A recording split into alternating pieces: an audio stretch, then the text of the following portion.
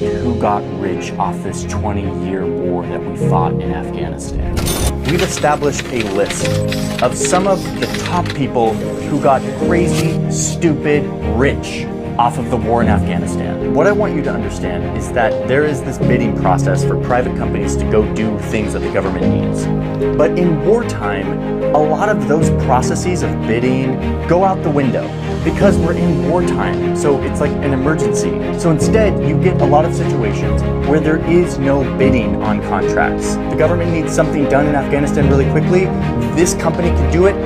Name your price, we'll give you whatever you need. As a client, the U.S. government is guaranteed to have the funds to pay you and will always pay you. And it's that very process that allowed people to take advantage of a system to let billions and billions of unaccounted for dollars be poured into private companies. All of this contributed to what a former Secretary of Defense called a culture of endless money inside the Pentagon. Okay, now that we understand government contractors, let's get to this list of people who got rich.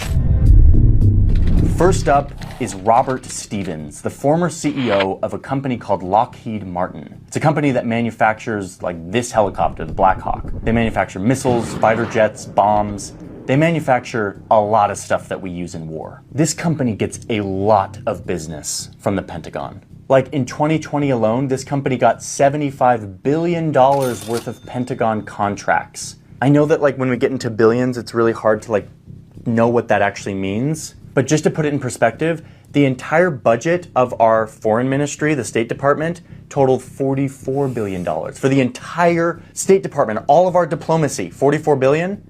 And Lockheed Martin alone, this one company, got almost double that to make our weapons. 90% of Lockheed's revenue comes from the federal government. Their core business, the thing that keeps them afloat, is war and security. So Robert Stevens became the CEO in 2004. This was 3 years into the war in Afghanistan.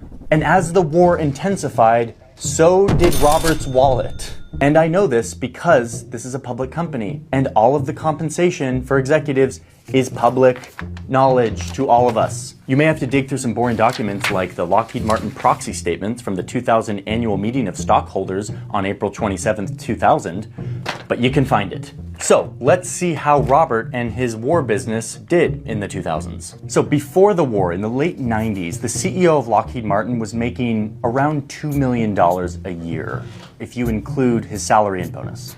$2 million bucks. It's a pretty good compensation. Okay, but then the war started. Lockheed started to get a ton of contracts, started making more weapons, and look what happens to the CEO's compensation.